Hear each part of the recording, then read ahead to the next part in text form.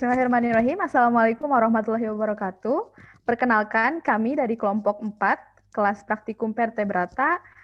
Kami akan menjelaskan mengenai taksidermi pada mamalia. Perkenalkan, saya Sarah Hoirunisa, NPM 103. Sebelum mengenal lebih dalam mengenai taksidermi, tentunya kita harus mengetahui sebenarnya untuk apa sih taksidermi dan apa itu taksidermi. Next.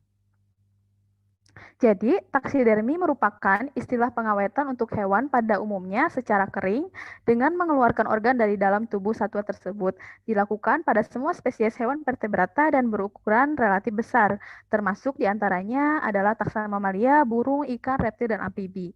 Metode taksidermi adalah metode pengawetan satwa kering untuk ditampilkan di museum tanpa menghilangkan bentuk estetika fauna tersebut. Menurut Kainuwihalnulah et al. Tahun 2021. Next.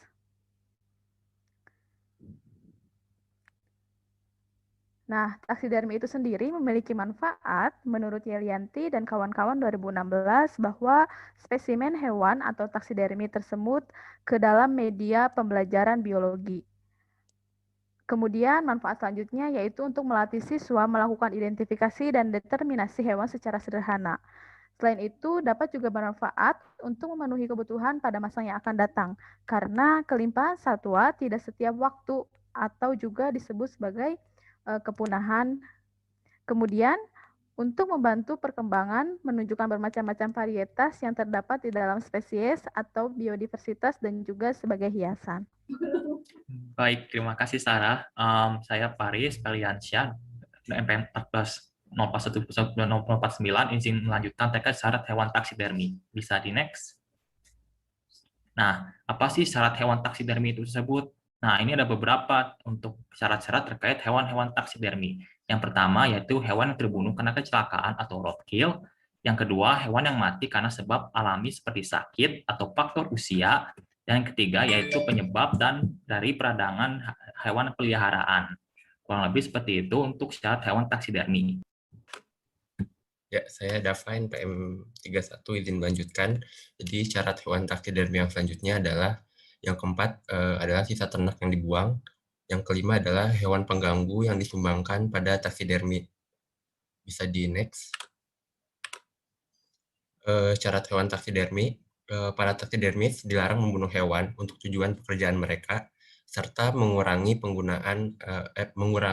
menggunakan hewan sebanyak mungkin, mengikuti hukum satwa liar baik lokal, nasional, dan internasional, aktif mengambil bagian dalam konservasi dan juga perawatan hewan. Selanjutnya bisa di next. Baik, saya Rima PM 45 akan melanjutkan presentasi. Kali ini saya akan membahas mengenai mamalia. Nah, mamalia sendiri berasal dari bahasa Latin mama yang berarti susu, yang merupakan sekelompok hewan vertebrata yang termasuk dalam golongan mamalia. Mamalia sendiri merupakan hewan menyusui yang memiliki rambut di bagian tubuhnya. Pada umumnya, mamalia merupakan hewan bertulang belakang dan memiliki ciri-ciri seperti bernapas dengan paru-paru, berdarah panas, dan memiliki sistem pencernaan yang lengkap. Mamalia sendiri berkembang biak dengan cara melahirkan. Namun, ada juga mamalia yang berkembang biak dengan cara bertelur. Menurut Al-Rifan et al. 2019. Berikut merupakan contoh spesies dari mamalia. Mamalia merupakan salah satu kelompok hewan vertebrata yang paling disukai oleh para taksidermis karena merupakan kelompok vertebrata yang sangat beragam dalam hal bentuk, ukuran, dan tekstur. Teknik persiapan juga sangat berbeda dari spesies ke spesiesnya.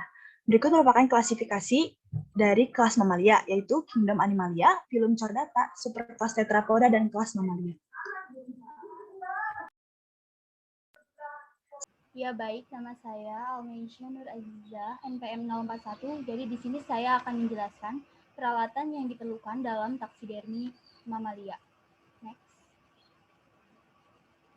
Jadi yang pertama itu ada fridge atau lemari es. Fungsinya itu sebagai mesin pendingin untuk pemeliharaan atau pengawetan.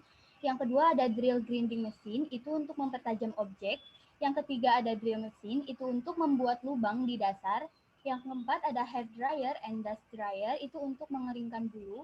Yang keempat ada pliers atau tang untuk memotong kabel. Yang keenam ada hammers atau palu, itu untuk menyolok, meratakan, dan sebagainya. Next. Lalu yang ketujuh ada knife atau pisau, itu untuk memotong juga. Yang ke-8 ada thread atau benang, itu untuk menjahit. Yang ke-9 ada forceps atau gunting tang untuk memegang. Yang ke-10 ada scissors atau gunting untuk memotong. Yang ke-11 ada slide calipers, itu untuk pengukuran. Yang ke-12 ada cotton mud, itu untuk menempatkan di dalam spesimen. Yang ke-13 ada wood wool sebagai model. Yang ke-14 ada plastic mug, itu untuk penuangan. Yang ke-15 ada galvanized iron wire, itu untuk membentuk postur. Yang ke-16 ada plastic bucket, itu untuk menyimpan benda. Yang ke-17 ada polybag, itu untuk menyimpan benda juga. Yang ke-18 ada wood file, itu untuk finishing. Oke, selanjutnya perkenalkan, nama saya Diva Syadila, NPM 81, akan menjelaskan lanjutan dari alat dan bahan tadi. Selanjutnya ada water sprayer atau untuk penyemprotan, kemudian ada plastic mug, itu untuk penuangan, kemudian selanjutnya ada glue gun, itu untuk sebagai perekat, ada sawdust, itu untuk meresap dari air meresap dari kulit, kemudian ada polybags, itu untuk menyimpan benda, kemudian ada syringe and needle, itu untuk memasukkan bahan kimia ke dalam tubuh spesimen. Next, ada screw atau sekrup, itu untuk pementasan, mengamankan tunggangan, kemudian ada scalpel, itu untuk memotong kulit. Selanjutnya ada acrylic colors, itu untuk mewarnai model spesimen, kemudian ada wood, itu sebagai habitat alami, dan kemudian ada plastic marbles, itu untuk pengganti mata buatan. Kemudian next. Nah, untuk bahan sendiri di sini ada 70% alkohol atau etil alkohol atau etanol sebagai pengawet, kemudian ada formalin sebagai pengawet, dan ada borax powder sebagai insektisida atau anti jamur. Next.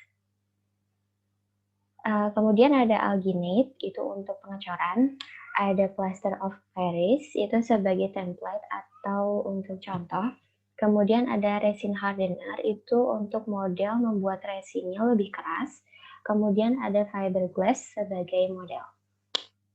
Next. Ya, nama saya Rizka Amalia, NPM 061. Di sini saya akan menjelaskan bagaimana proses pembuatan taksidermi pada mamalia. Pertama itu ada persiapan, kita itu mempersiapkan alat dan bahan, lalu ada skinning, next, preserving atau proses pengawetan kulit, selanjutnya ada stuffing atau penataan, dan terakhir ada mounting atau peletakan. Tahapan persiapan sendiri yaitu menyediakan bahan-bahan dan peralatan.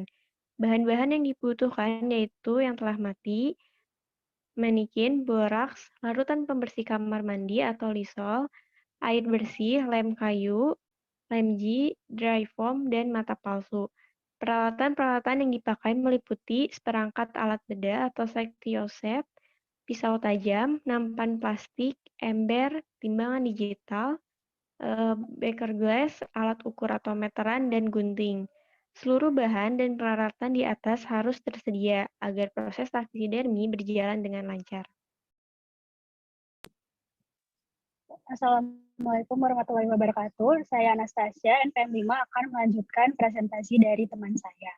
Skinning adalah tahap pemisahan kulit dari daging dan isi rongga tubuhnya. Proses skinning diawali dengan pemotretan dan pengukuran morfometrik.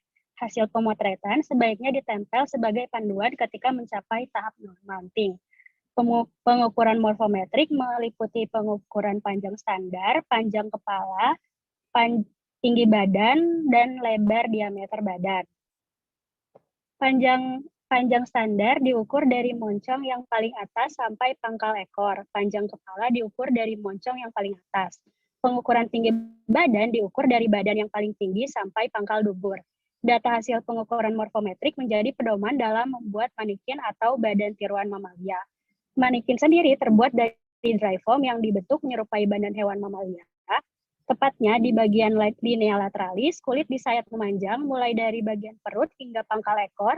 Dari bagian yang disayat tersebut, daging dan isi rongga tubuh diambil sedikit demi sedikit, Mulai dari daging dalam rongga kepala, dilanjutkan badan hingga pangkal ekor. Pengambilan dilakukan hati-hati agar kulit tidak sampai terkoyak.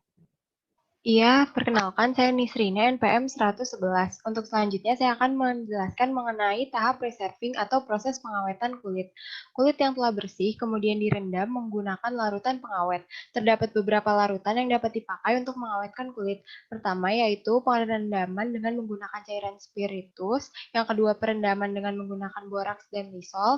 Adapun prosedur perendaman menggunakan spiritus yaitu dengan mengisikan spiritus dalam baskom kemudian memasukkan kulit ke dalam cairan spiritus tersebut. Kulit diusahakan tidak terlipat dan harus terendam sempurna. Perendaman kulit dengan cairan spiritus membutuhkan waktu selama 8 kali 24 jam. Prosedur menggunakan serbuk boraks yaitu mengisi baskom dengan air bersih sebanyak 3,75 liter air bersih, sedangkan dengan menggunakan campuran boraks dan lisol hanya memerlukan waktu 1 kali 24 jam. Penggunaan campuran larutan boraks ini lebih murah dan cepat dalam waktu penyimpanannya.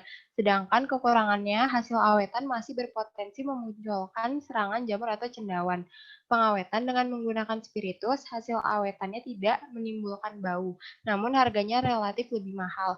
Kekurangan pengawetan menggunakan cairan spiritus dalam pemakaiannya itu membutuhkan jumlah yang banyak, di mana jumlah ini akan mempengaruhi biaya pembelian spiritus yang cenderung mahal, serta proses penyimpanan yang membutuhkan waktu lama daripada menggunakan boraks. Ya, sebelumnya perkenalkan, nama saya Tahani Fitri Putri, NPM 047. Jadi di sini saya akan menjelaskan mengenai stuffing atau penataan. Jadi stuffing ini dimulai dengan pengeringan pada kulit hewan, di mana pengeringan tersebut dilakukan selama 15 menit atau tergantung dari besar hewannya.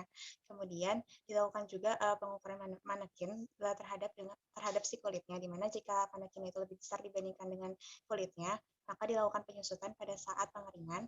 Sedangkan jika lebih kecil, maka dimasukkan kapas di rongga kosong. Kemudian yang selanjutnya dilapisi lem pada manekin atau pada kulitnya agar menempel, dan yang terakhir ialah dirapihkan dengan cara recoloring atau pewarnaan kembali pada kulit hewan. Oke. Assalamualaikum warahmatullahi wabarakatuh. Nama saya Yurian Syafira, NPM 109. Di sini kita akan menjelaskan tentang mounting atau peletakan. Mounting sendiri itu pemanjangan hasil taksidermi dapat dilakukan setelah melalui proses-proses pembuatan taksidermi selesai. Taksidermi ini dapat dipajang di lemari kaca ataupun di teknik bow front case. Nah, kelemahan dari pemajangan yang dilakukan di dalam lemari kaca ini, hasil taksiderminya itu masih terlihat sederhana, belum ada kreasi unik untuk menambah kesan hidup. Sedangkan untuk pemanjangan teknik bow front case ini, hasil taksiderminya yang dipajang ini atau digantung dengan menggunakan hiasan-hiasan tertentu sehingga terlihat cantik menurut Griffin dan Paroisein 2011. Selanjutnya, jadi di sini ada daftar pustaka dari hasil presentasi kami. Selanjutnya, ada dari anggota kelompok kami, ada Anastasia, NPM 5, ada Dava, NPM 31, ada Almesia, NPM 41, ada Rima, NPM 45, ada Tahani, NPM 47. Selanjutnya, ada Faris, NPM 49, ada Rizka Amalia, NPM 61, ada Diva, NPM 81, ada Sarah, NPM 103, ada saya, Yurian Syafira, NPM 109, dan ada Nisrina Fatmaayu, NPM 11. Terima kasih atas perhatiannya. Mohon maaf bila ada salah. Assalamualaikum warahmatullahi wabarakatuh.